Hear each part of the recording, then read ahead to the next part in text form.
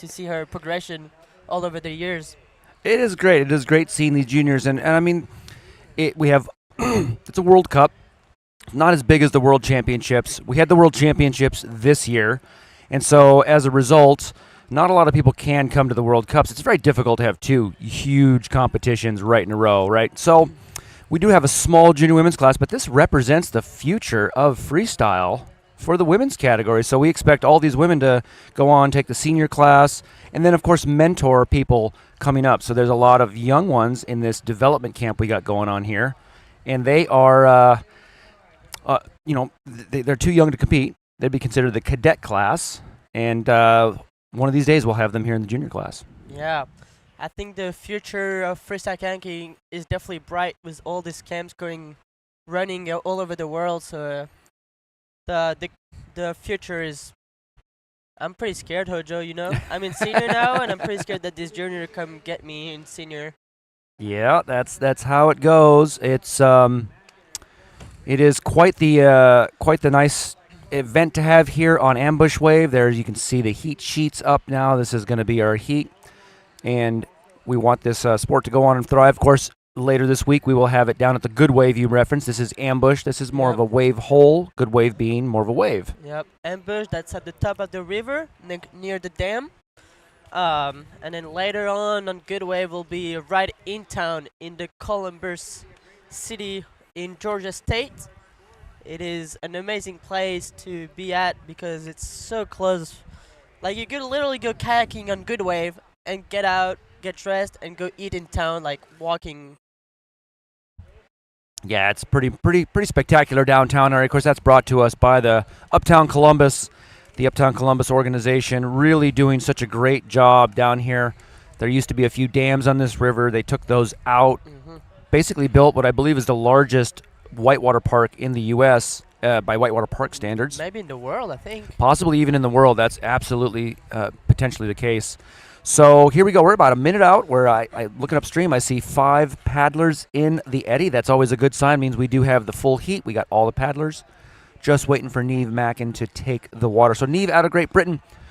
She, as we said, finished very well last year or earlier this year in the World Championships. I suspect we'll see her also at next World Championships. Let's get some information up here. So Niam was she was paddling a plastic boat at the World Championships, a pink plastic boat, and now she's in a carbon boat.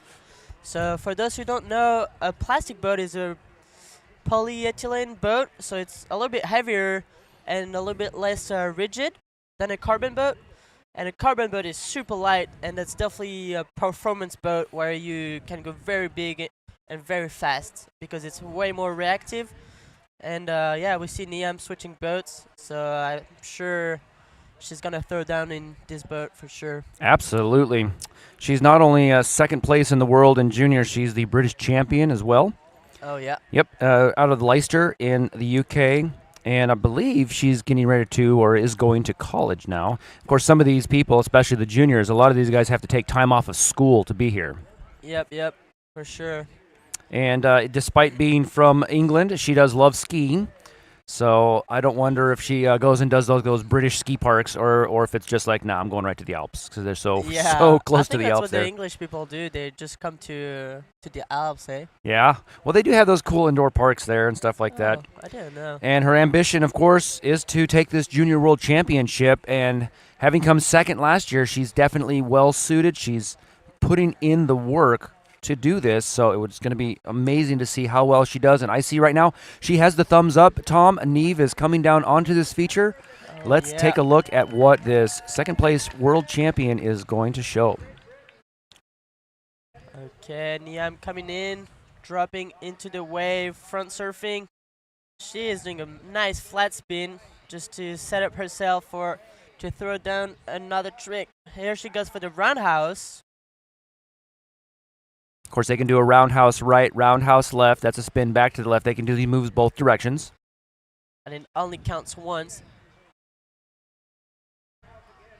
I think that was the same way, Ojo. Yep, that was 2 roundhouse right. I think she's trying to work it up into the blunt. So what's the difference between a roundhouse and a blunt? So roundhouse is a 180-degree turn, and it's a pretty low angle. And if you have more vertical, you have a blunt, and even if it's even more vertical, then it's a Pan Am. That's right. And she went in for that McNasty. We'll see what the score is. Right now she's sitting at 98 points. So it looks like they were giving her Roundhouse, possibly upgraded that to a blunt, a couple of flat spins, and I'm guessing they may have given her the loop, maybe not the full of maybe 1 out of 3 judges or something. Correct. So here we go. So now we get to see this. This is what's nice about the live stream, Tom, is to come back and we can really take a very close look at her ride.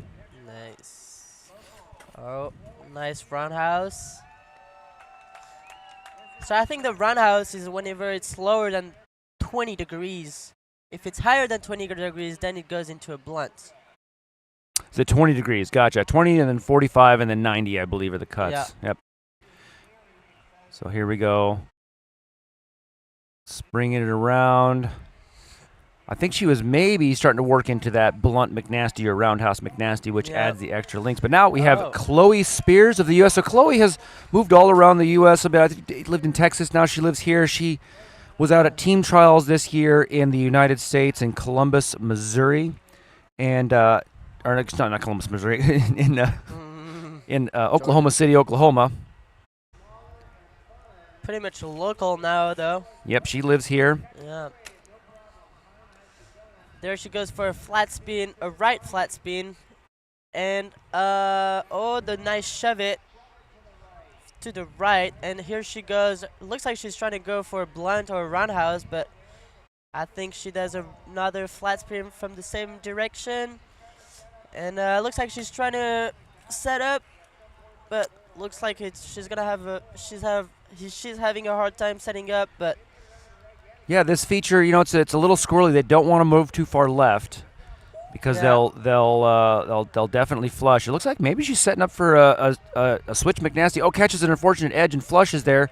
That should be her time, but good. She has 1 second left. Oh. Good job for her. Now, so long as these competitors put down points, they're all going to finals. So given the class size, there's 5 paddlers, they will be able to proceed directly to finals. But it is important they score points because if you don't get points, you cannot move on. Yeah, it's regardless a of the numbers. disqualification. That is correct. Yeah. So Chloe here, she's a high school freshman, and she was 14 the first time she visited here. And you visit here, you meet Mckinley. Kate, what's going to happen? You know what's funny, Hojo, is I sold my boat to her mom back in the day. My old boat. to everyone listening, what that basically means is Tom is not a large man. He is he's on the smaller side who can sell his boats to junior women. Yeah. Well, that was for her mom, so she wasn't junior. But. So you come here, you move here, you meet McKinley Kate, and you learn how to paddle. That's sort of what happens. But now from the United States, Eleanor Knight. Now Eleanor comes to us all the way from Washington, so she had to come quite a ways to get out here. Yeah. She is also a junior who qualified for the junior team in the World Championships. Oh yeah. Yep. Here she goes. Here she drops in the wave. Goes for the flat spin. I was training with her this whole morning before the competition started. We were here at 9 and we've been paddling since then. So she was trying to get her ride done this morning. She was doing pretty good actually. Like she's definitely working hard for it. So there she flushed. She's coming back up the eddy, getting back into the wave, and here she goes for the right flat spin and a shove it to the right. Oh, not quite finishing it up, but hopefully it counts. Looks like she's setting up for the other direction. Other shove it. Yep, there you go. That's like 20 points on the board. Looks like the score is going up still. Yeah, that's right. And so she was definitely working for those roundhouses. And again, the roundhouse is when you do that pop, go on an angle, and change directions, either front to back. You can do a front roundhouse or a back roundhouse. And once that boat angle starts to tilt on side, you get to the roundhouse. Once it gets a little higher, over 45 degrees, that's the blunt, 90 degrees, the Pan Am. Yep. And so we'll take a look at Eleanor's ride here. She struggled a little bit right there in the beginning, but these paddlers have been out here a while. They know if they flush, they know exactly how to get back into that eddy and get back into the feature. Yep, it's a really hard feature because as soon as you flush, you definitely lose a lot of time. In most feature, you lose quite a bit of time, but in this one, since the eddy is pretty hard to catch and stuff, and you go pretty far down because there's so much power, it's you definitely lose like at least 15 seconds when you flush. So it's not ideal to flush. That's why they take so long to set up. All right, we got Sophie coming on the wave. She actually helped announce yesterday. She's the junior from Canada. She can come out here and throw some big moves. She's one of the faster ones, catches an edge, but nice retention. Yep. She got reactive for sure. And so Sophie's from Canada. She's pretty good at wave boating. I saw her throwing some big back Prelims yesterday and some big blunts. Here she goes for a nice roundhouse and a nice back blunt. That was aerial. That was pretty. Now that was getting close to the Pan Am level. Yeah. She had that boat really up there. Yep, for sure. So it looks like Sophie is here to very much put her name on the list, and there might be a second place and a third place world champion finishing here. I can be first amongst these women too. So what a wonderful routine. We're going to watch this here in this replay, but she came down and looks like she was able to sort of bring some speed to the routine. Yep. I know she's already in first place apparently with 138 points, but I know she can do much better than that. Next one to go is Mckinley Kate, so the local girl. Oh, there she goes for 120. So I believe that's the same amount of point as Niam, I think. Are they tied or something? We'll have to take a look. We don't have the live scores here right in front of us, but I'll get that up for us. And now we have Mckinley Kate Hargrove, the local legend here. From Columbus, Georgia. We hear the crowd, the family, all of her families on the side cheering her on. All right, McKinley's going to take this feature here, moving around just like everyone, trying to find that sweet spot, looking right for that roundhouse to the right. Maybe not quite to the blunt. We'll see what the judges give. It looks like they may be giving her the blunt on that, though. Looking good. Yep. There she goes for the other direction. Not quite getting as vertical as she wanted, I think, but she's probably going to do it again. Oh, here she goes for the McNasty, but she unfortunately flushes on it. And we saw a lot of the flushes on McNasty's in the men's and women's classes as well. So this has nothing to do with their skill level. This is everything to do with how hard this feature is. Yeah, it's definitely a hard hole, Hojo. And I'm pretty sure that's the only McNasty that we're going to see in the junior category. There she go. Oh, there she tries again for the McNasty. All right, time for her. She's definitely going to put some points on the board here in her next ride. This is they're going to add together both rides. They get 2 rides for this preliminary rounds. And for the women, it's going to go straight to finals tomorrow for the junior women here. However, it does give them the advantage of going last. So the highest score gets to go last, and they get the benefit of seeing all the rides before them. Of course, Mckinley Kate here, 2 times USA Cadet National Champion. This is the junior class. Cadets are a little bit younger. 3rd place in the 2021 GoPro Mountain Games. Ooh. Yeah. GoPro Mountain Games, one of the sickest events in freestyle kayaking out in Vail, Colorado. It's always a huge event happening in June with some all outdoor sports with some like all the sport like climbing, everything. It's great. It's everything, and for her to place in that event, because a lot of people come there from all over. It's great. So now we have the first round scores. We should be able to see those here shortly, and they'll be getting her second rides here. So 108 points for Mckinley Kate. She's 3rd place. They bumped her up there. It's going to be second set of rides and see where they fit. We're going to come right back now to Niamh Mackin of the UK.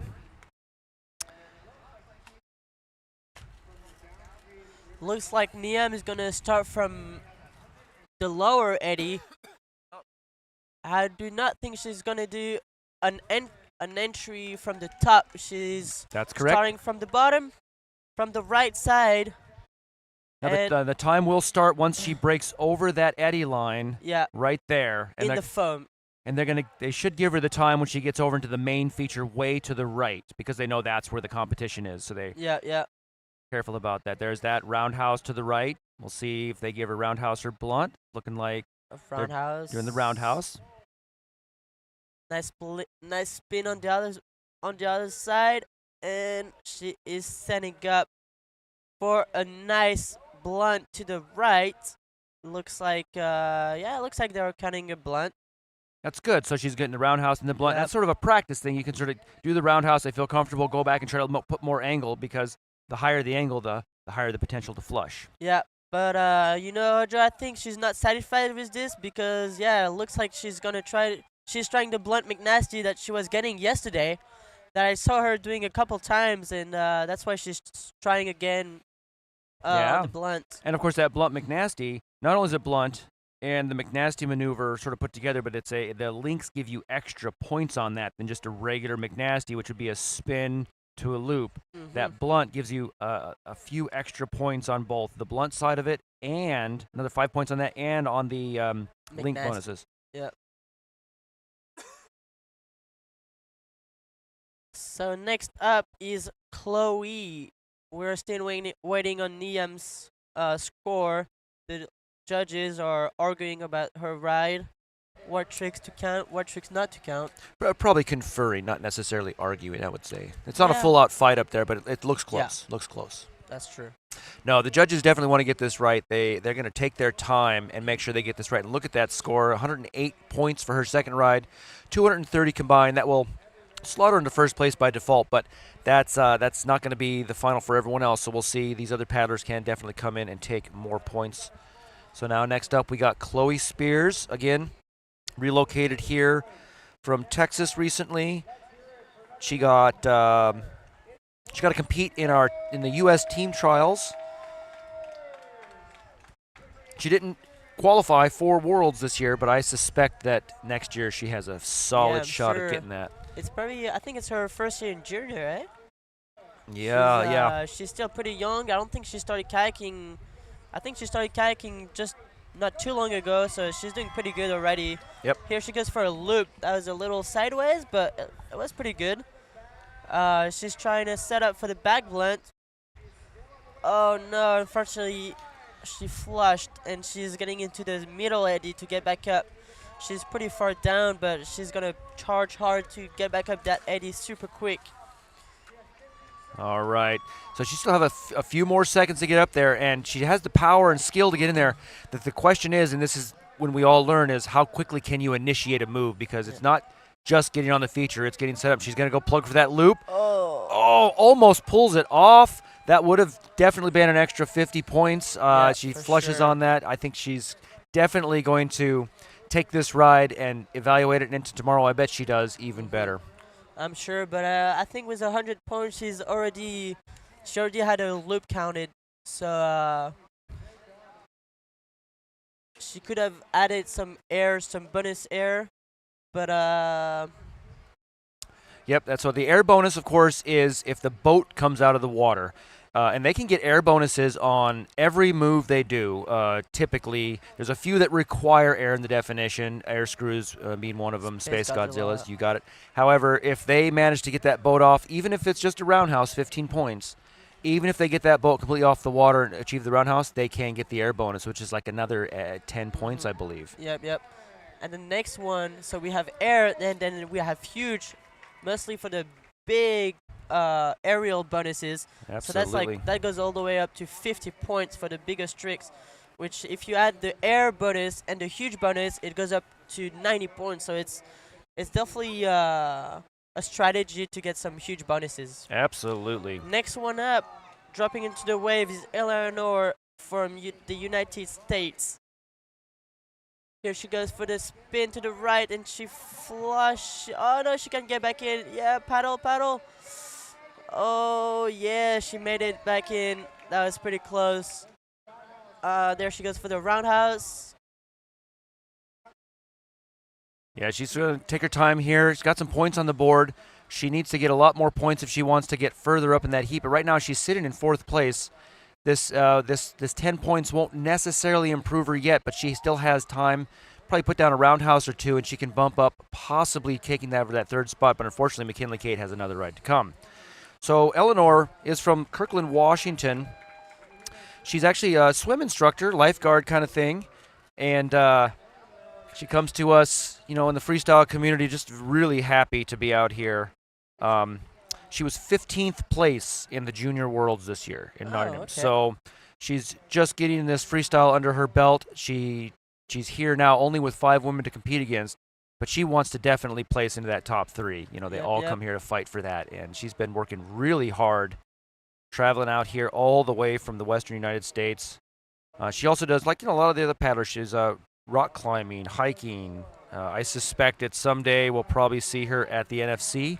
North Fork Championship. Yeah. She actually lists that as her goal. But now coming up right behind her, we have Sophie from Canada. Sophie paddling on the Ottawa River, I believe, is dropping into the wave. And here she goes for a nice aerial blunt. Yeah, so she's also a slalom paddler, and she says that she got into freestyle kind of to help out her slalom side, because in freestyle you're really used to maneuvering in that hole and getting the boat moved left to right all around, which you do a lot in slalom where you're just moving that boat to get it across. Now you're trying to work downstream. But yeah, it's she comes out of the slalom world and into that nice backstab. Oh, that was like a back Pan Am, Hojo. Is that a back Pan Am? Insane. I don't think it was real on purpose, but she bring it down like crazy.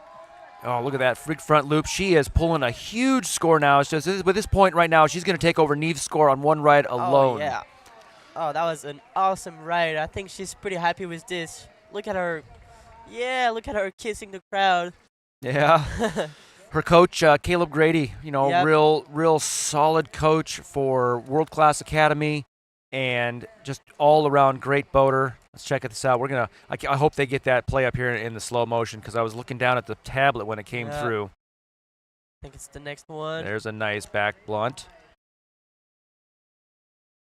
Look at that fight. That's that slalom paddling acumen where they just fight back into that feature. Look at that. It like almost window shaded and she just banged it around like crazy. That was pretty cool. Pretty darn cool. Yeah. Yep.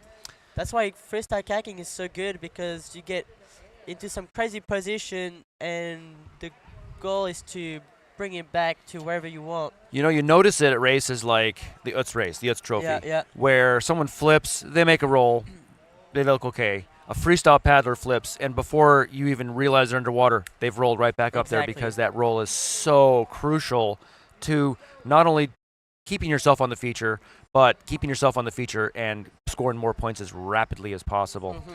So that's Sophie. We got one more paddler yet to go. Mckinley Kate needs to put her second ride on the board, and we are going to roll into, after this, the men's decked canoe at 12:10. So we're going to keep rolling through just about 5 minutes after this event ends, and we're going to move right through into the day as these disciplines go on. Yep. We have some very good paddlers in the next hit in the C1 category with Dane Jackson, Jordan Poffenberger, Mason Hargrove. Ooh, that's gonna be interesting to see Mason rolling into the C1 category. I don't see someone's name on there that's in the men's C1. Yeah. Why don't I see a name there that should be there? I think he's on the second hit, I believe. Okay, there we go. Okay, making sure he's there. It's Mr. Tom Dolay of France right next to me. He's gonna take off in this next discipline, but we got the score. It came in. Now Mckinley Kate gets to look at that score, gets to figure out what's going on, and she is going to come down here and run her second ride of the women's preliminaries. The last ride of the junior women preliminaries. Here is Mckinley Kate. And we see Mathis, her little brother, cheering her on. Oh, that was really nice. There could have been air on that. That's what we're talking about. That boat came all the way out of the water. Yep. Oh, blunt both ways. She's putting some points on the board for sure. There she goes for the McNasty, and she's sticking it. Oh, that's going to definitely boost her score. Oh, yeah. She was looking at Sophie's score, going, oh, if this is my competition, I can't sit back. I just can't ride this out. I got to throw everything huge. Oh, my God. There she goes for a huge loop. I think she did more score than I did yesterday, Hojo. Look at that huge loop. Now, like you said earlier, the huge modifier. She gets air into the boat, That's the air modifier. If she goes even bigger and the judges decide what that's going to be, you can get the huge modifier. And her score before they dropped it off there was already pushing up maybe possible huge modifiers, definitely a few air modifiers. That McNasty was beautiful. Tell you what, if she can link that into the McNasty and get those blunt McNasties both ways, she'll be unstoppable. She knows this feature super good. She's been training here all summer with her brother Mason, and yeah, she knows this whole like her pocket. That's a French expression. I don't know if you say it in English too, but I just said it. So Yep. Look at that, man. Her McNasties in both directions. Once that first one scored absolutely. That second one, not sure what they gave her, but it definitely put her in first place. So there you go, women's preliminaries for the junior category. First place, McKinley Kate, Sophie Gelfillen, second, Neve Mackin. Following in third, Chloe Spears and Eleanor Knight in fourth and fifth spots. So that will be our reverse order for tomorrow. So tomorrow in the finals, we will have Eleanor Knight going very first. But now we have up the men's canoe. I'm going to go ahead and drop you off here, Mr. Tom, while you get ready for your heat. Thank you very much for joining us. Thank you so much, Ojo. I will see you later.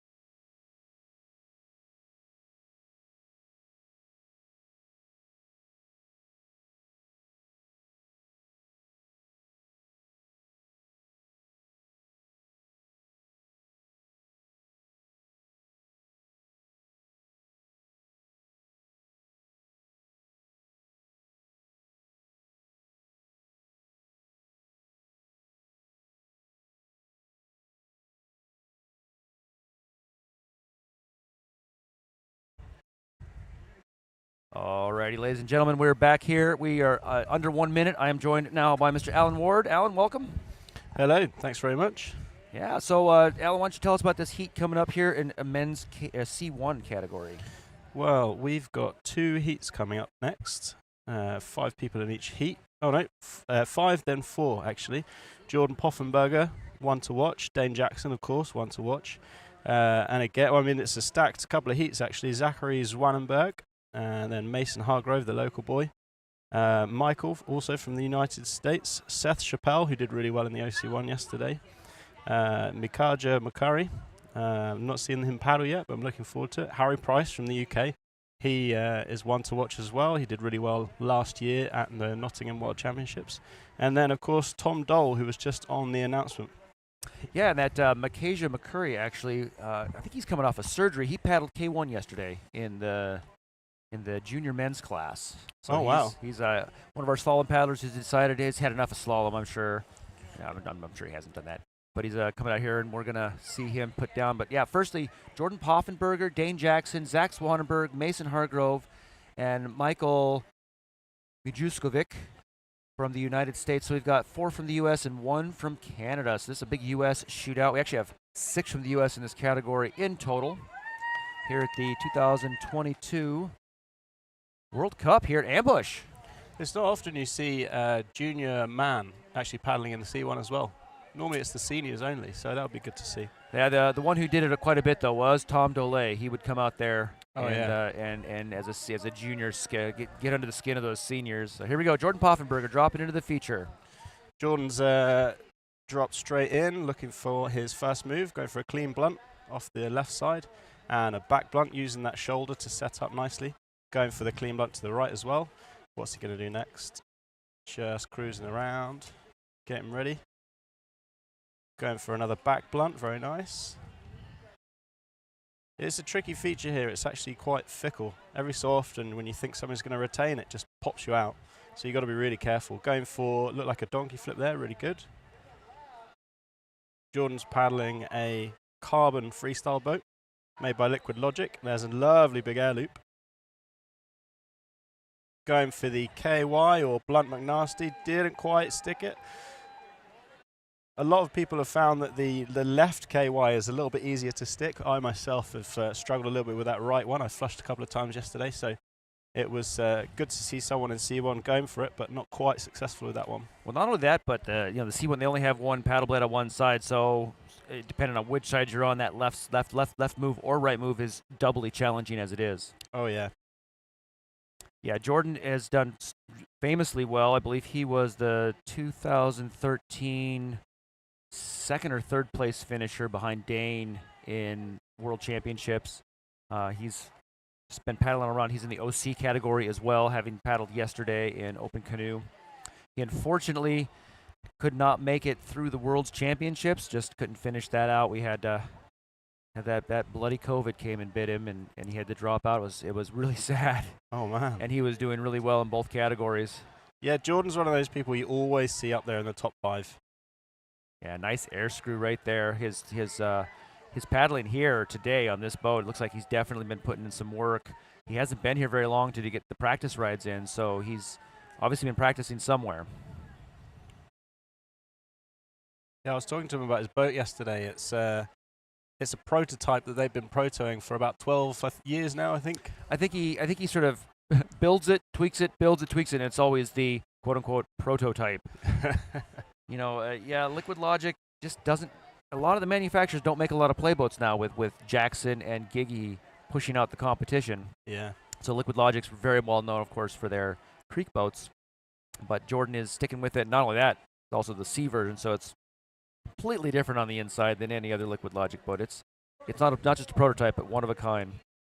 All right, here we go. 480 points for Mr. Jordan Poffenberger. He's going to put 2 rides down.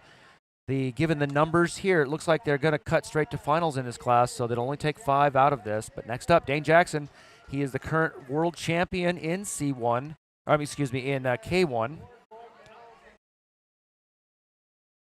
Dropping in, going straight for that right blunt. Very good. And the back blunt straight after it. Is he gonna go? Yeah, back blunt the other way. And clean blunt. Very good.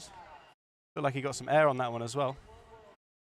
Dane was basically the C1 champion for quite some time until the last World Championships, where Tom Dolay knocked him off in 2019. Oh, right. And took the World Championship out of Dane's hands. Oh, that was a lovely big Pan Am. It's an interesting feature, actually, because you really have to give it your own energy to make it work. Nice big air loop. And he's only got a couple of seconds left. Has he got anything else for us? Looking for the helix, not quite getting it. Going into a little cartwheel there, though. Yeah, maybe a cartwheel right on the buzzer. We haven't seen too many helix attempts in general. I've seen him in practice. We saw one paddler yesterday in men's try to throw the helix. I think one of the Canadian paddlers. But otherwise, I don't think we're going to see too many on this feature. Maybe more at the World Cup number 2. Oh, yeah, definitely. I was talking to Clay this morning, actually. He was telling me he did a helix that was so big he only just was able to reach the water. That's a big helix. All right, we wait for Dane's score to come in. He was sitting in the 400 range, and Jordan's score in that range as well. It took him a while to settle this. It takes him a while to sort of make sure they get everything right. While we wait for that to come up, we take a look at Dane's ride here. Really just a tactician. This guy, among others, he puts on clinics. It takes them a little bit longer first thing in the morning as well, just at the start of these heats, because they're making sure that everyone's synced into the same kind of moves, and then as the heats go on, it gets easier and easier and quicker and quicker. And we've got a score in of 400 points for Dane's first ride. That is a really strong score. All right, now we got Zach Zwonnenberg. He competed yesterday as well in OC category. Zach's coming to us from Cornwall, Canada. He's actually an IT professional. He's not a professional kayaker or canoeer, in this case, but he still makes time to come out here. He's talking to me yesterday about how his work is really good about giving him time. And here we've seen a Vada kayak or canoe in this case. We haven't seen too many of these in this competition. No, they had a very popular time a few years back, and then it's kind of gone quiet. Peter Jonker paddled them for a long time. That's right. Nice blunt right there to start things off. Rounding it back out. Blunt the other direction. Spin it around. Zachary's not wasting any time putting some moves down here. And going for the back blunt there. He knows he's got a big score to beat. He's aiming for that 480 from Jordan's first ride. Looking for another back blunt, but it's subbed out a little bit, unfortunately, and that's pushed him off. Doesn't take much to flush on this wave. Yeah, and right now, Zach is bringing a silver medal for OC1 from Nottingham this very year, and he was bronze in 2015 on Ottawa. These Canadian boaters just love these big waves. So again, we'll probably see him perform even larger as the competition goes on into the next World Cup. Yeah, and he didn't quite make it up to score another move just as the time ran out there. But this is one of 2 World Cups, and the other World Cup will be on the Worlds feature for next year, which is Good Wave, just downstream from here. It's only about a 10 or 15 minute paddle downstream, and that is a very different wave. It's much bigger, much faster, with a lot more energy. So some paddlers will be favoured on this feature, and other paddlers probably will be favoured on the other feature.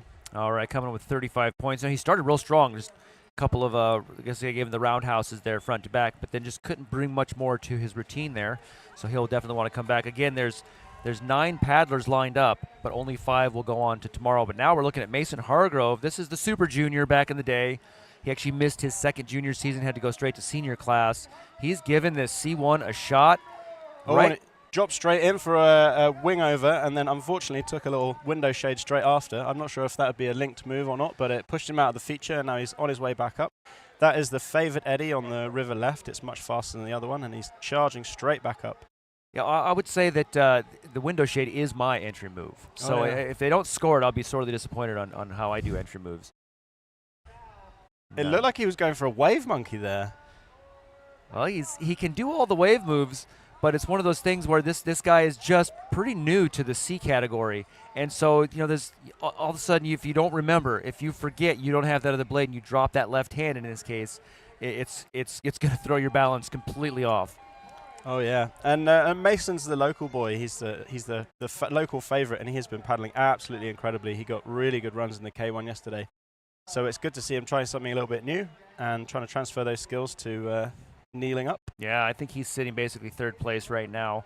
And he has a laundry list of accomplishments: 2017 U.S. champion, 2019 junior men's world champion, and in 21 he was the unofficial Canadian men's freestyle champion. So he went up into 21, did some competitions in Canada, but that was a year where competitions were weird.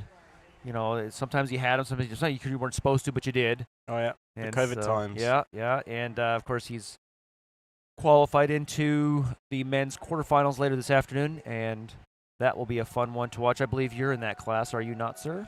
Yeah, I'll be up in a couple of hours. Very good. But, all right. We just saw a score of 70 points for Mason's first ride. All right. Now we have Michael. Michael was out here yesterday also in open canoe. He's a local. So we've got several locals. We get that during World Cups. It's really enjoyable to be able to get people who wouldn't normally even come to a team trial. Yeah, it's nice to see a big variety of paddlers here, some of which haven't even competed before. Oh, going for a really nice roundhouse there off to the right to kick it off. What's he got for us? Looks like he was going for a cartwheel there, which is a risky move. Unfortunately, it didn't pay off for him, and he's now going to be charging back up the eddy, trying to get some more points. No, and a lot of these paddlers who do sea boat come out of this area. They do a lot of downriver whitewater sea. He was 2022 open slalom competitor, a couple of medals from there in Colorado earlier this year. And they're in the bigger open canoes for that. They look more like your classic trekking canoe. So this guy it's his first time doing freestyle. Oh wow! Well, he's doing really well then, isn't he? Yeah. He had another go at that cartwheel, but didn't quite get it, unfortunately. It was just one end. It looks like they had him at 3.33. And he lives basically in a place called Ocoee, Tennessee. So probably near the Ocoee River, I'm gathering. Yeah, I'd say. It's a very classic river for canoeing. And he actually does have a sponsor called Tacoe. Tacoe? Yes, the best tacos on the Ocoee River. Oh, you can't beat a good taco. It looks like his score was confirmed at 3.33, which might seem like a strange score, but because we've got 3 judges, it's averaged over the 3. So That probably means that one judge scored him something like a spin, and then the other two didn't. So he ends up with 3.33 points. That's right. And in some competitions, you can give style points and paddle twirls and stuff like that. Here at the ICF, it's really strict by the definition. So it might seem a little harsh, but at the same time, this world stage calls for a pretty demanding level of performance. And all right, that takes us down to right up to the top again for Jordan Poffenberger. Yeah, so this is his second ride. And we're running preliminaries here, so this is best 2 of 2. Both rides count. They're added together, and then we get the final scores. That's correct. So Jordan's an engineer. He's also one of our ICF judges. His wife will be here later in the week, also an ICF judge, as we see him open up with a really nice blunt left and a back blunt to the right. That was a really stylish blunt, actually. I really like that. Looks like he's going for that blunt the other way. Trying to make it clean, really holding that paddle out of the water. It looked like he was trying to do it super clean. That's possible. So the clean, you can possibly have to leave the paddle out for the second half. Super clean is nothing touches the water. Oh, looking for another air screw. It might have been more of a donkey flip, but still very impressive. Both score. Well, he's got a 480 right now as he sits, so bringing up another 400 points would be a really nice ride for him, and he's on par to at least break 350. Yeah, I think we'll see him in the next round with this ride on his first. Very strong. And that was looking for the helix right there, right at the buzzer. Looked like a helix on the offside, which is incredibly challenging when you've only got half a paddle. Right, so I don't know if the helix has a clean bonus on it. Some of the moves don't because it's a required paddle initiation to take it off. That'd be interesting to see. I can't actually look at that real quick. Man of many talents. All right, let's see here. Helix. There's that beautiful blunt on the replay. Yep. Helix can have a clean and a super clean as well. Oh, wow. So it's air mandatory. That's the one thing you can't add to it. You must have air for a certain amount of the rotation. I don't even know how you could do a super clean helix. That's incredible. So that's Jordan Poffenberger there. He really, really wants this one. He got skunked at World Championships. He was in prime form as well, but that's just how it goes for some of these competitions. That's a nice aerial. So again, we were talking earlier about air. To qualify for air, the boat must be out of the water, not the paddler. Yeah, but if you can go so big that pretty much your head is coming out of the water as well, then you can score extra points. You can get a huge bonus on that. That's correct. And I tend to think that that's an awful lot of how they judge huge, is how much of the paddler comes out of the water, because it's all subjective. It's really difficult to really figure it out. But all right, next up, Dane Jackson. Dane is multiple world champion, both in junior and senior category. He's just come from the Utz Trophy. You were there, weren't you? That's right. He got 9th place behind Kalen Friedensen of the U.S. Didn't perform as well, but he just travels. So I don't know how he maintains most of this, but how much he travels. It's constant, isn't it? And he's trying to rack up those 4 big moves: the blunt both ways, the back bump both ways. It's just like the bread and butter of this wave. Make sure you get some points down before you do the trickier moves and risk a flush. Yeah, here when I put number 1 into my sheet, it doesn't come up with Dane Jackson. It comes up with David McClure. Oh. It's clearly a clerical error. Oh, and he just flushes on that McNasty, unfortunately. He did get a really nice Pan Am in, though. Both blunts, a back blunt. His routine was the same as the last time. Comes in, he basically builds all of his routines. Starts with the blunts, then moves around in some of the Pan Ams, and then into the McNasty combos. I'm trying to blunt McNasties, I'm sure, to the right, especially with that right-handed paddle blade. Yeah, it was a really nice run. And I think he didn't even try and come back up to the top because he's such an experienced paddler. He knows he's done enough. So he's not going to waste any time or effort, and he's going to save himself because he's got K1 in a couple of hours. Yep, we're going to have, just after this, the women's C1 category, which is new this year. Previous to this season, this 2022, I think it was official in 2021, it was a mixed category like the open canoe. Nice Pan Am there. Gets that boat right underneath him. Now we have the women's category, so we'll see several women's paddlers come up next. And final score's coming at 380, so that puts him at 780. I think that puts him into a solid second place. So definitely second place. Zach can definitely come in and pop it off, but Seth and Tom especially. I've never actually seen Harry C1. Did he C1 in World Championships this year? Did Harry Price come out? I'm not sure if he did. Yeah, so it'll be interesting to see how he does. The These kayakers, it's the same moves that they do in the kayak, but very different mechanics since they're on their knees in this boat. They're sitting as if they're in a canoe, even if it's officially a kayak by manufacturer standards. Yeah, but I think if you've got all the moves down, you can do all the moves. Then you can transfer them as soon as you get used to the fact that you're kneeling up and you've got one paddle blade.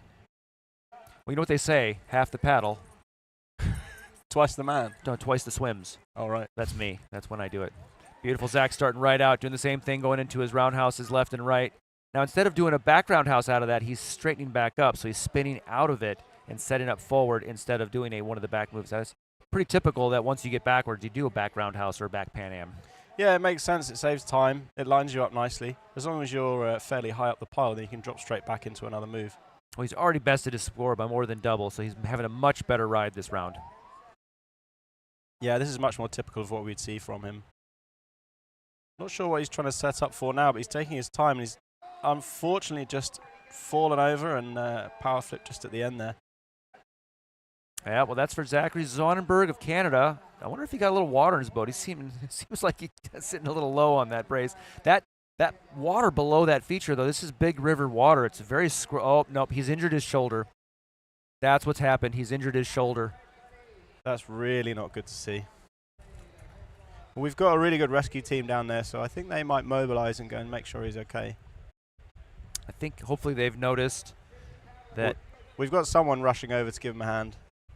So that explains why he was in that position after that roll. It's very unfortunate. Shoulder issues and paddling it's just ubiquitous together, unfortunately. This is a sport that puts a lot of stress on our shoulder joints. And so this is not an uncommon thing. We've seen this a lot.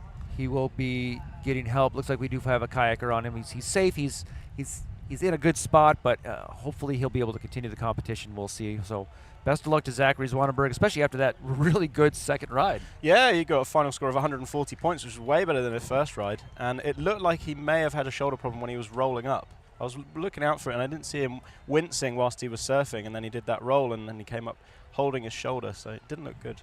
Yep. Anyway, dropping in, Mason, local boy, going for a wing over to start. A quick spin round, and wait and see what he's got for us next. Looks like he's going for the loop. Unfortunately, just peeled off to the side a little bit there, and he's switched blades to paddle back up. A lot of C1 purists say you should never switch blades, but the guys who are switching over from K1, it's quite easy just to switch paddles over so that you can keep going and do the moves how you normally do them. Well, there is a speed aspect, especially in the slalom world, where switching blades costs you time, which is interesting because if you watch the Olympics this year in the women's C1, plenty of people switch blades. Even some of the men switch blades. So it's not only a purist aspect. I would even hazard the very terse opinion that it's kind of a snob aspect. Yeah. Well, he was going for a switch but nasty. He didn't quite get it, but it's a really good move if he can get it on a later ride if he makes it through. But that's him done. That's the end of his ride. Looks like he's going to try for it again after the buzzer. Not quite there. I think I haven't seen him paddle C1 before, so I think he's doing really well if this is his first competition in the C1. Yeah, 100 points right now. His first ride 70. I think he can only get better. I don't know that he practices a lot. I think he's coming a little bit at the seat of his pants in this particular routine, which is fine. This is his home feature. He's surrounded by his family, his friends. Why not come out here and do all that you can? But he's also just packed busy helping with the organization, helping with he coaches his sisters, coaches other people, helps coach a lot of people. Yeah, he's a really nice guy. He's always looking to help people out, and so are the rest of his family. All right, now we have Michael coming down here from the United States, just catching an unfortunate flush right off the bat. I did get a report that Zach does have a left arm. One of his muscles is torn, and he's nursing that injury. So it's a known issue. It's not like it's a surprise. Oh wow, that's still unfortunate though. And Michael dropped in. Looked like he was going for a front loop entry move, but unfortunately it pushed him through. Maybe caught a little bit too much of that green water. Didn't get the pop he was looking for. But he's back in and he's done a spin, maybe looking for a shove it.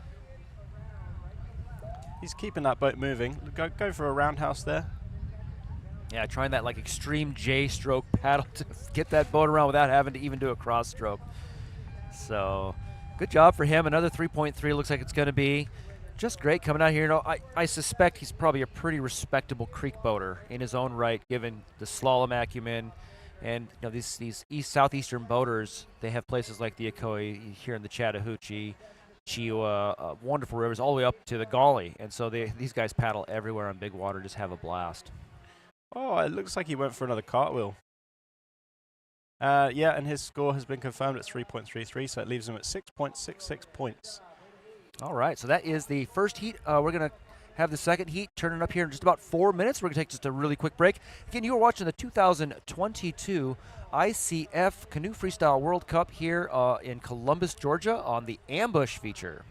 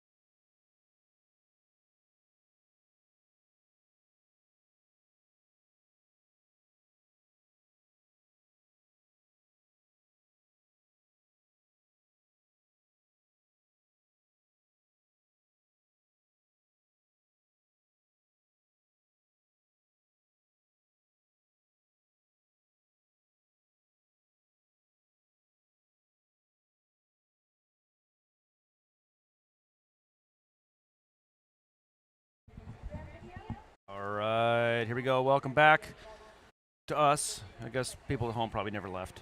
Yeah, probably not. They might have got up and made a cup of tea, cup of coffee. That's right. It is definitely that time. We are 12:34. We're 1 minute out from this second heat. In the second heat, we've got Seth Chappelle, Micajah McCurry, Harry Price, and Tom Dolay. Now, Seth is a very well-known sea boater. Tom has won world championships, but Harry, I've never seen him sea boat, so couldn't tell you.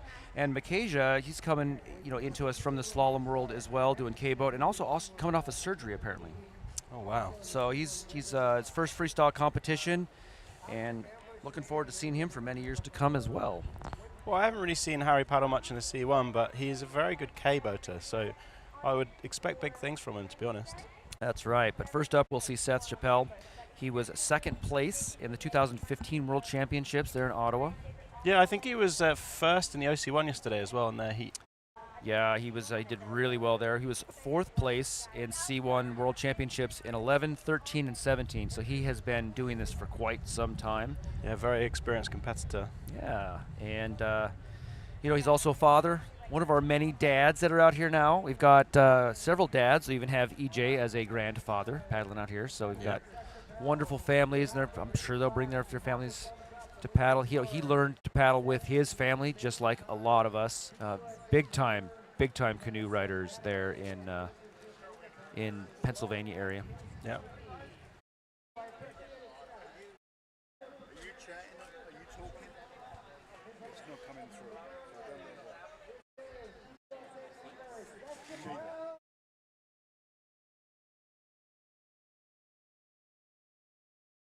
Okay, got. All right, here we go. Apparently, I'd like to get a report for those listening at home. Someone can send me a quick Facebook message. We just got a report you can't hear us. And if I don't see a message here shortly, that might confirm it. But here we go. We're going to keep talking as if people can hear us. Take it away there, Alan. Yeah, Seth Chappelle's jumped straight in, and he's not hanging around. He's been throwing moves at the left and right, going for blunts and back blunts. Not sure what he's going to set up for next. It looks like it might be big. Lovely flashback. It's a back blunt that comes off a spin. It's one of my favorite moves. And he's gone for the air loop, but unfortunately flushed out. He's got 8 seconds. He's got just about enough time to get back up and do something else. He's got 166 so far. Going for the loop on the buzzer, and he scored it. He got air as well, I think. So that brings him up to around 250 points. We're going to see a confirmed score soon, but if he's got 250 points, that's going to push him right up into the standings of, I think, 3rd place after his first ride, which is really impressive. Yeah, Seth's definitely coming out here and showing us that he's still very much a contender for this, and really good points right off the bat. It's going to be kind of a shootout, I think, between Seth, Dane for sure. We'll see if Zachary can stay in. I'm not sure about that injury. But Seth and Dane, and then we're going to see also Tom Dolay coming up here shortly. This is going to be a really pretty action-packed C1 finals coming in tomorrow, I think. And now that's presuming that Tom makes it and doesn't have some sort of flush, skirt implosion, sudden craving for a croissant. Well, it's all possible here. That's a confirmed score of 270 points, which is a really solid first ride. Yeah, I'm really looking forward to seeing Tom paddle, actually, and Harry. It'd be interesting to see what they've got for us. Considering Tom's history of winning world championships in a C1, he should be throwing some pretty good moves. All right, so next up in this heat, Mickasia McCurry. Again, as I stated, Mickasia is coming off a surgery, so this is great that he is able to come and compete in any way, shape, or form. This is his first freestyle competition at the world level. Wow. Yep. And he was, I believe, 3rd in the U23 Slalom World Championships. Oh, cool. We've got another slalom boater. That's good. Yep. Well, he's dropped in his dagger jitsu. You don't see many of those these days. He was going for a blunt. Not sure if he quite got it. Looking for a loop. It came through. Very nice. To see whether the judges score that one. I can see the score ticking up. Looking for a blunt or a roundhouse round to the right on his onside. Wonder if he's going to try and stick anything on his offside. Looks like he was going for a crossbow blunt or maybe even a wave monkey. Yeah, so that'd be interesting for those combinations. That wave monkey combination we didn't see very much in the K class, let alone now here in the C class. He's repeated his blunt round to the right a couple of times, and then looked like he was going for a McNasty right at the end there, but didn't quite get it. He travelled across the feature and caught the shoulder, and it's pushed him out, unfortunately. But I think he's probably going to be happy with that. I think it was a solid ride.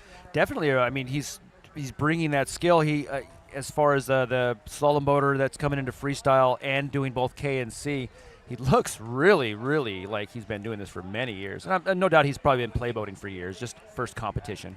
Yeah, well, he looks really natural in that C boat, doesn't he? And he's got a confirmed score of 56.67 points. Really nice first ride. And then you can see on the replay there, look, not sure if he was going for a crossbow blunt or a wave monkey.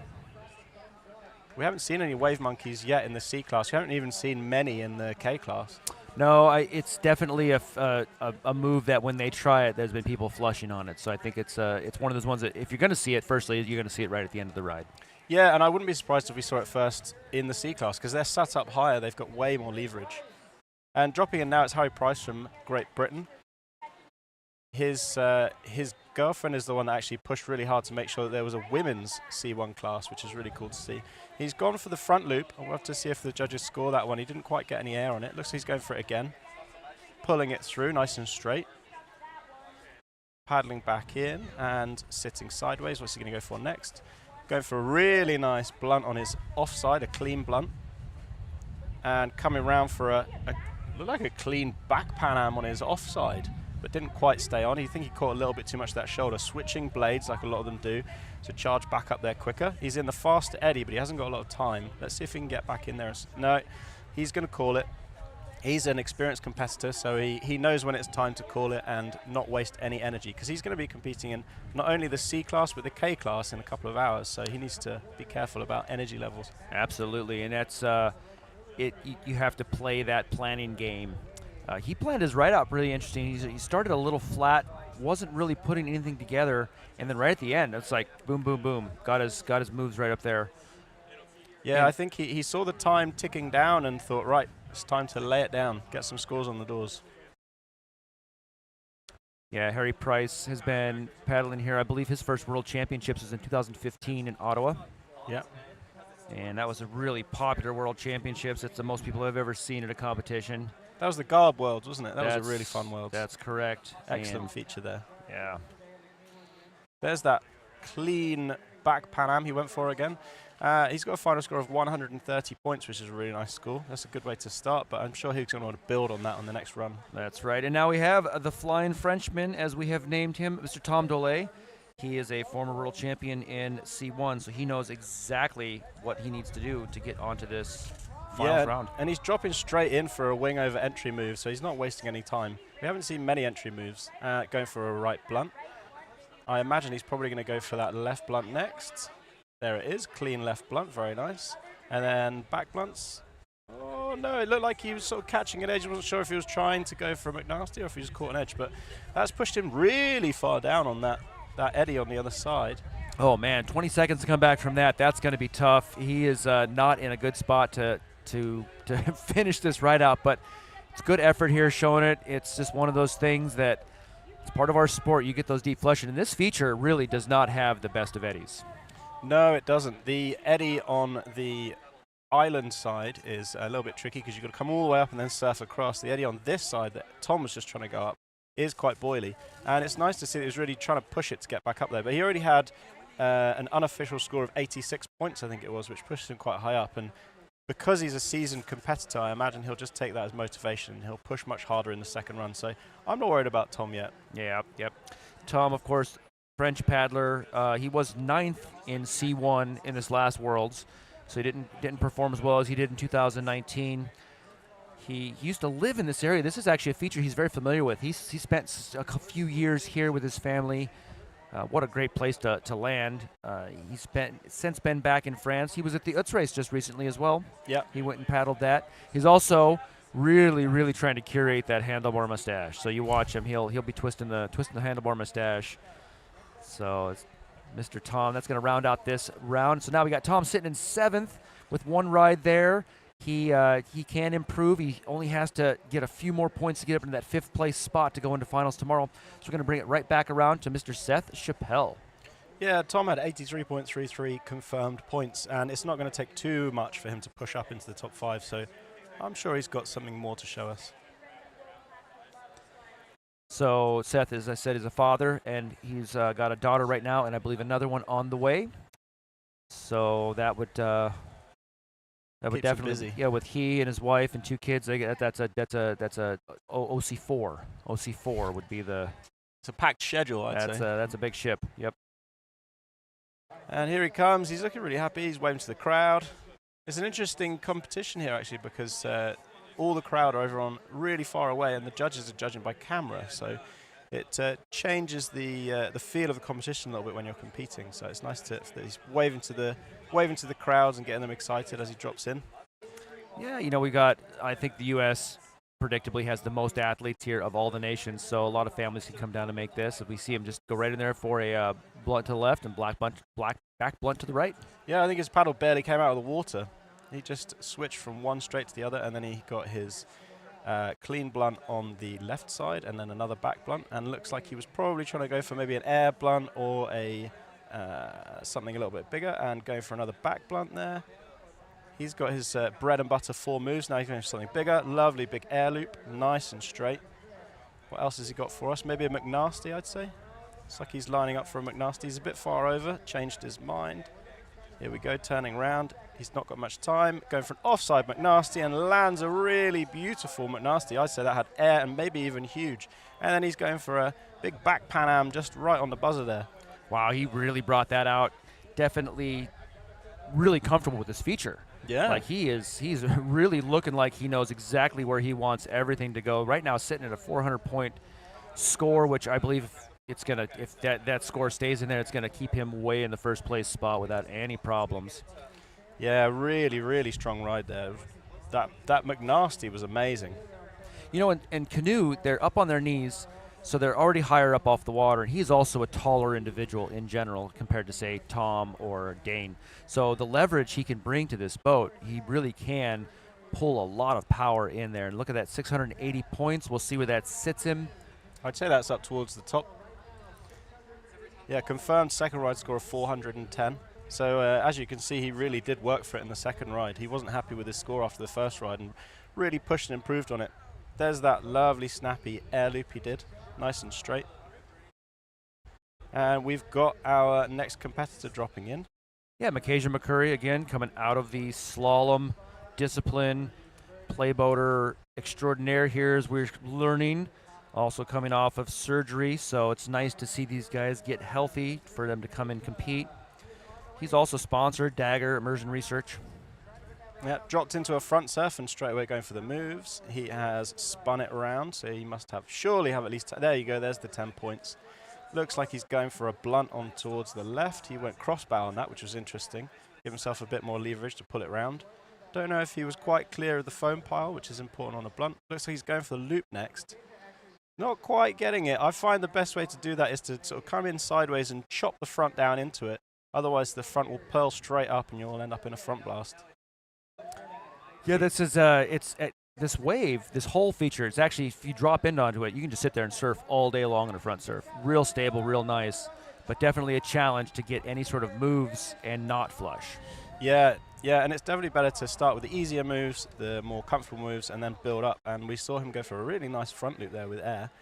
He was going for a blunt the other side. It actually looked like he went for probably trying for a KY, or also known as a blunt McNasty, but he didn't quite get the front edge to catch, and so that he couldn't quite pull it through. But that was a really nice ride. Awesome. So right now we're looking for some results here. If you're playing along at home, you can go to canoeicf.com and try to navigate through to find the results for the 2022 World Cup. McCurry looking right now around 105 points. His first ride score of, what do we got here? I can't seem to get these results onto my phone properly, but his first ride score. Oh, well, there you go. It's up on the screen now. 56.67, combined with his confirmed score for the second ride of 105 points, gives him a very nice score. And up next, we've got the one, the only, the Harry Price. Sometimes we call him Britain's next top model in the UK. That dates back to a couple of years ago when he had lushing, flowing locks of hair. Yeah, you know, I remember him in the 2018 World Cup, and then I saw him last year. I'm like, this is not Harry Price. I do not believe this is the same individual. You have replaced him. No, he's a great paddler. Like I said, I met him in the 2015 World Championships there at Garburator, where he was just, you know, starstruck by all the people around him, all the big athletes from Britain, from Dane Jackson, all those, and now look, he's out here shooting it out with the best of them. Yeah, he's a big deal himself. Going straight for a front loop, and then it looks like he's trying to use that shoulder. No, he's changed his mind. He's gone for the back Pan Am, clean back Pan Am. I mean, no big deal. I mean, that's a really hard move to do actually in there. And yep. Really nice clean blunt over on the shoulder on the surfer's right side. And he's turning around, setting up backwards. Is he going to go for a McNasty? He is. And he hasn't quite retained, unfortunately, but it was really close. I think he caught a little bit too much of that surfer's left shoulder. He switched paddle blades, and he's on his way back up that faster eddy. Oh, a little bit of a wobble. Switch paddle blades again, but unfortunately he's not going to make it back in, but that was a really good score. It's an unofficial score of 280 points. Yeah, you know, his first ride 130, with just a few moves, he almost doubled that straight away. Yeah, so he's looking at 410 or so. You know, it could still go up. The judges, they talk, they have a little chat, decide whether they scored it right, and discuss between themselves, and then they submit their final score, which we'll see in a minute. And I believe, is this a plastic or a car? It looks like maybe a plastic boat for him. Yeah, it's a plastic boat. Yep, doing the plastic C1. I think the plastic C1s are a little easier to outfit if you're just sort of starting to get into it, because those carbon boats don't actually outfit quite as well. So a second ride score of 240 points, which takes him up to 370. That's right. So he's sitting right now in the 4th place spot. So right now it's all down to Tom Dolay. Tom right now sitting in 8th place. If he wants to qualify, he has to get a score of 175 combined, 83 points. So he can do this in 100 points, and he's on the finals. Oh, yeah, because he dropped straight in there, straight into an entry move, which is a nice 30-point start. Looks like he's going for a blunt, maybe a roundhouse, and going the other way as well, but he caught a little bit too much of that shoulder and he's flushed off. It's an interesting one because if you see the local paddlers, they tend to blast straight down the middle, whereas people traveling from further afield, we're using the shoulders a bit too much. And it's quite often you see the American paddlers stood on the side wincing when they see us use those shoulders, but that's just our style. Yeah, okay, well, he's got some time. He needs basically another 55 points. So there's that McNasty. Can he retain? He can't. Oh, and that is very unfortunate. I do not believe Tom is going to be going on. However, we may have a situation where if Zachary Zwonnenberger can't compete, they may bring that 6th place spot up. So if Tom can get into the 6th place spot for injury, it's a very weird thing to talk about. So, but looks like 128 points for Tom. That's going to put him in 7th place. So he, I believe, will not continue on to finals. Yeah, that's a real shame. He didn't look very happy about that, unfortunately. No, all right. Well, that rounds out the men's canoe unofficially, because I have not been handed official reports. We have Jordan in 1st, Dane in 2nd, Seth in 3rd, Harry Price in 4th, and Zachary Zwonnenberg, Canada, in 5th. So that would be 3 U.S., Great Britain, and Canada going into finals tomorrow. In 6th place, Mackenzie McCurry of the U.S., 7th, Tom Dole of France, 8th place, Mason Hargrove of the U.S., and 9th place, Michael Mushkovic of the United States. So that is our unofficial results as of this moment. So stick around, ladies and gentlemen. We have the women's category coming up next at 1 o'clock local time right now. It is 12:52. I am Hojo, joined by Alan Ward, and you've got time to make a cup of coffee or a cup of tea before we get back to it. Please stick around for the continuation of the 2022 World Cup here in Columbus, Georgia.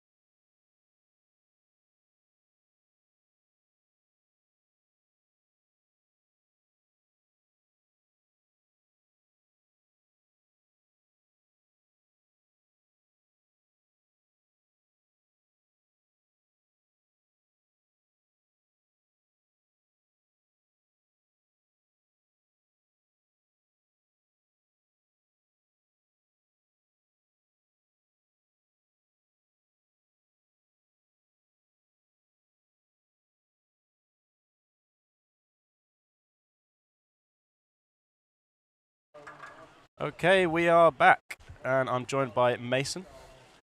Hey guys, stoked to be here. We have the women's canoe deck surface class coming here, women's C1. Looks like we have 4 paddlers. All 4 of these paddlers will be advancing to the finals. It's just a reseeding round.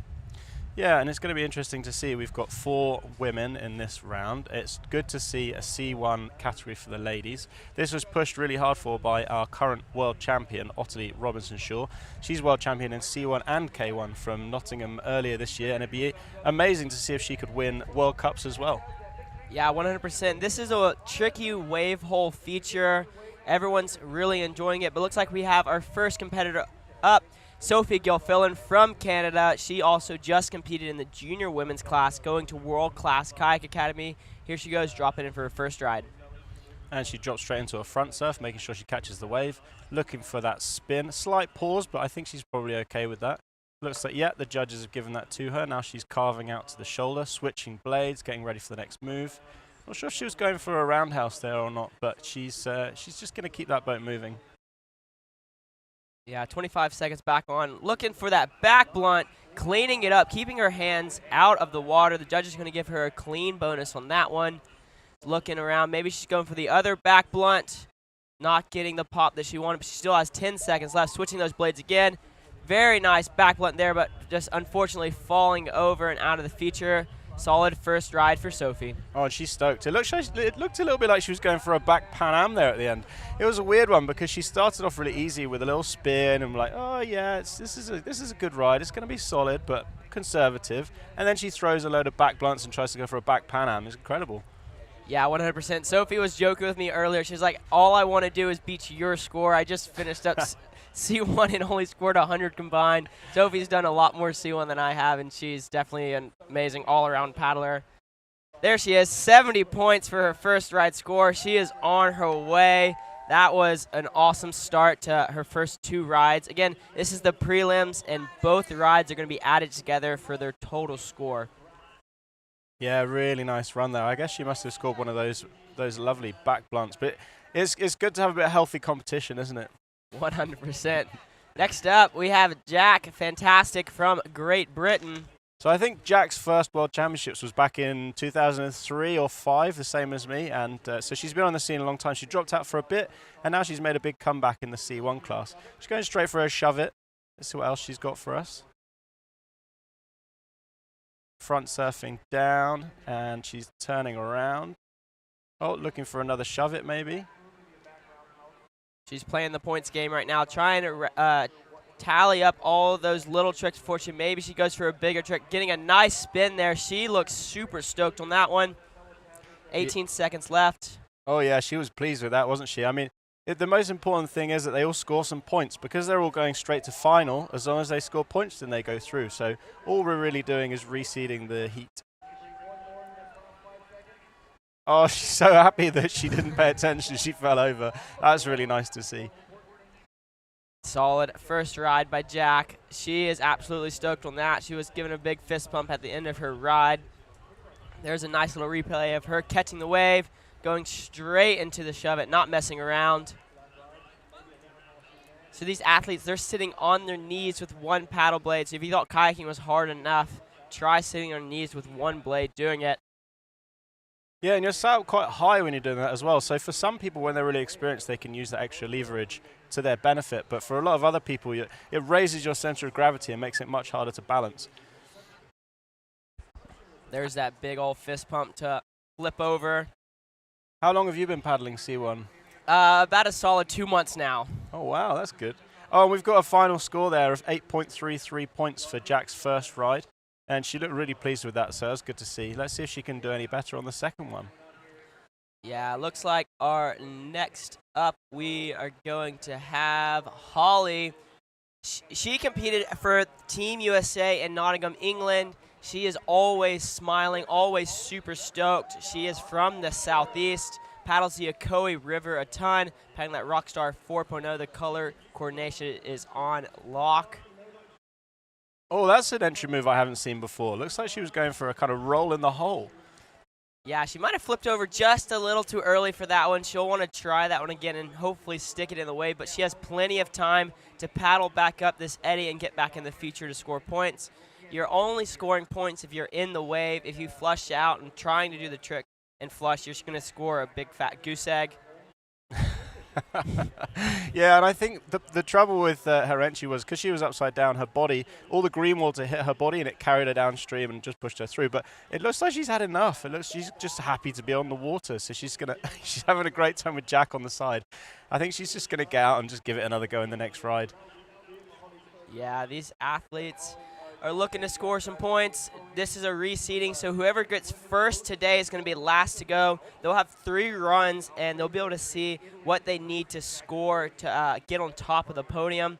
There's Holly's score, just a 0. No points on the board yet, but she still has another run.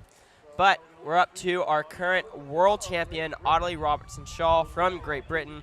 Any form of kayaking she is the best at, so I'm excited to see this ride. Yeah, it was incredible. We were all watching the ladies yesterday, and out of nowhere, Otti dropped it in and threw the most colossal entry move, a huge crossbow McNasty entry. So it'd be really good to see what she's got for us in the C1.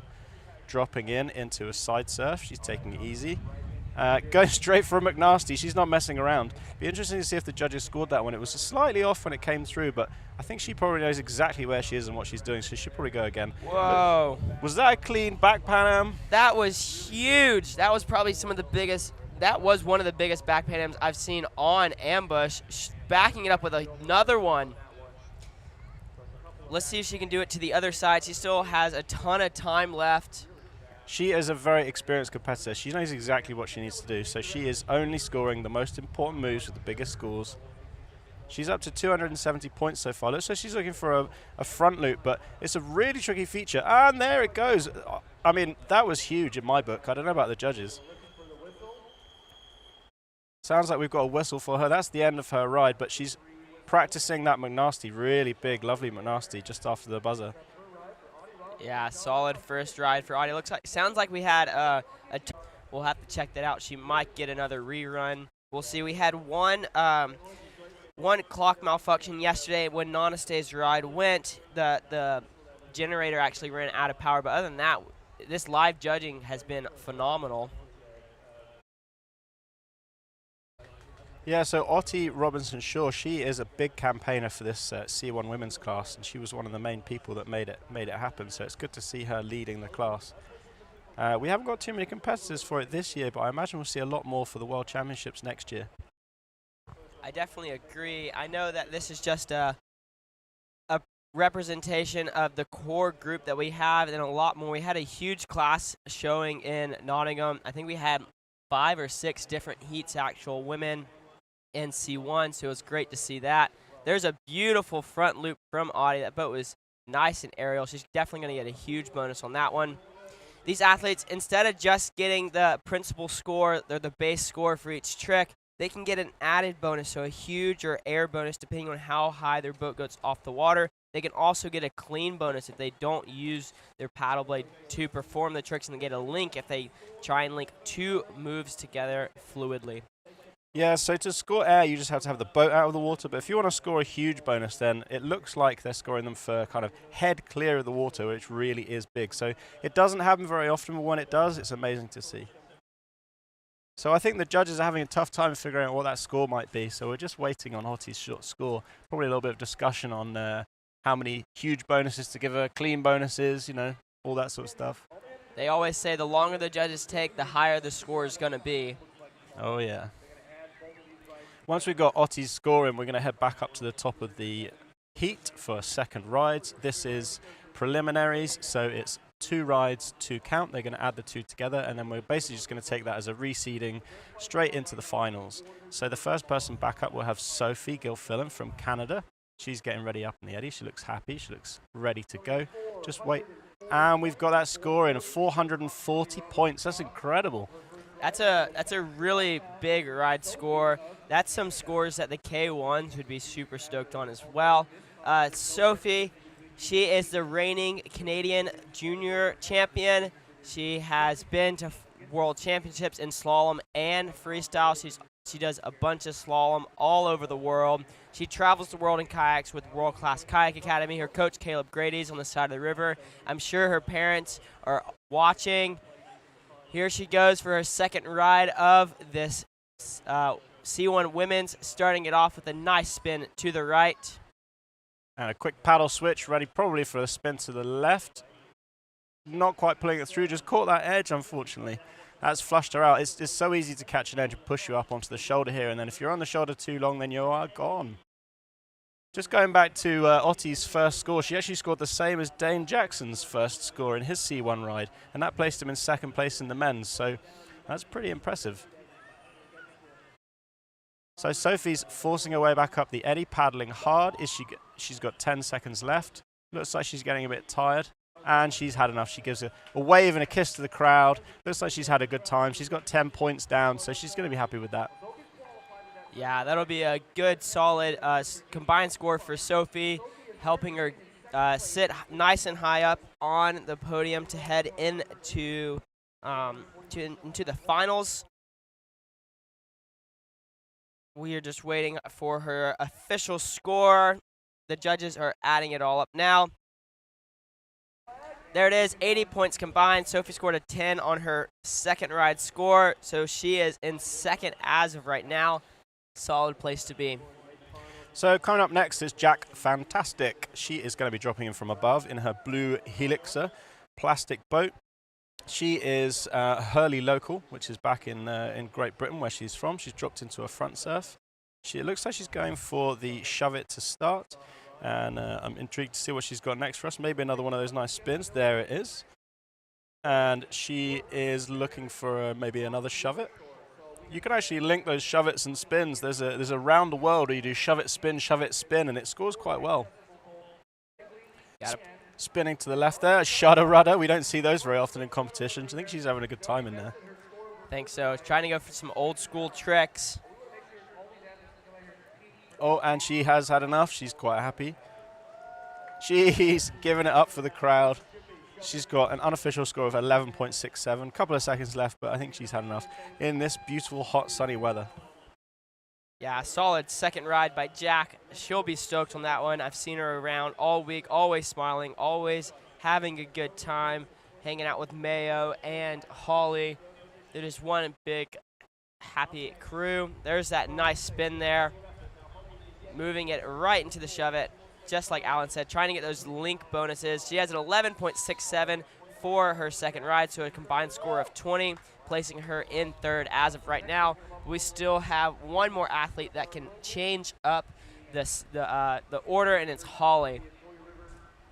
Yeah, because Otti's already straight to the top, so her place is confirmed. So we're going to wait and see whether Holly is going to switch up that order ready for the finals. She looks like she's happy and having fun. She's smiling to the crowd. Yeah, she's nodding her head. She's getting ready. This is going to be awesome to watch. Sizing up the wave. Here she goes, dropping in. Her time starts now. There she is, going straight to the side. Oh, just carving off. That's unfortunate. She's paddling back over to river left in that super boily eddy. She has Looked like she had enough. She was off downstream. Maybe she's off to get ice cream. Maybe so. I mean, the ice cream shop down there at Jeremiah's is some of the best ice cream I've ever had. Oh, it is good. Yeah, it's like a mix of slushy and Mr. Whippy for those back home in the UK. It's like gelati. Oh, it's lovely. But yeah, she's had a good time. She's had enough. She's fist pumping the air. She's giving it to the crowd. She's nipping over to see the safety boater, check he's okay. See if he's having a good day. Oh, Give she's him a happy. high five. Yeah. I think, unfortunately, she probably scored 0 points, but the most important thing is she's had a good time. Yep, looks like we're going to go back up to our last paddler in our last ride of this prelims round for C1 women with Audley Robertson-Shaw. Yeah, she is our current reigning world champion in K1 and in C1. And I think and squirt as well. She set a world record in squirt for for men's and women's. Yeah, she is quite the paddler, quite the competitor. She holds multiple world records, being the first ever junior woman to win back-to-back world championships. Going for that huge entry 3 right off the bat. We didn't even see the senior men going for that one. I think we saw some air there as well. It's really impressive. She's spinning it around, maybe looking for that next McNasty, not getting the bow to engage, but she still has a big, solid 50 points. Going for that signature back Pan Am. It's so typical of Otti that she's already at the top of the leaderboard. She's got nothing to lose, so now she's really, really pushing it. She knows she can do anything. Even if she just flushes right at the start, it doesn't matter, so she's going to give us a real show. Looks like she was going for lots of McNasties there. Wonder what she's got left for us. Winding up for a back loop. Twisting off a little bit, unfortunately, but she's happy. She's right at the top of the list, so she's got nothing to lose. 293.33 unconfirmed score, so she's really improved on that score, that combined score. That's her signature entry move. She was doing that in K1, but it was coming through even bigger, which is quite hard to believe. Yeah, she's an all-around athlete. She has world records in the highest score from a K1 woman ever, highest score in a squirt boat ever, winning the first ever C1 women's. Every single class she holds a world record in. It's kind of crazy to watch. There it is, 770 points combined. Wow. I bet that would challenge her K1 score as well, just showing how good she is in both disciplines. Yeah, you don't see that very often. That is really impressive. That would actually place her third in the men's class, and I'm sure that she probably won't even be happy with that. In the next round, I think she's going to improve on that. She probably wants to be setting new world records here as well. There it is. There's our top 4. First off, we have Audie with 770, Sophie in second with 80 points, Jack Fantastic in third with 20, then Holly rounding us out with 0 points. All of these women will be moving to the finals, and that will happen tomorrow afternoon. But next, we are moving straight into the men's quarterfinals. We have 20 athletes that progressed in the rounds from yesterday. We started with 48, cut to 20, and now we're going to cut to 10. This is going to be 3 rides, and 2 are going to count. I'm excited for this one. I'm about to go suit up and compete. You are too. It's going to be great. Yeah, I'm excited. You're going to see us in the men's class coming up soon. So it's about, we're 19 minutes away. It's currently local time 1:16, and we're going to be back at 1:35. So time to get up, stretch your legs, and we will be back soon. My name is Alan Ward, and thank you for joining me, Mason. Yeah, we'll see you guys later.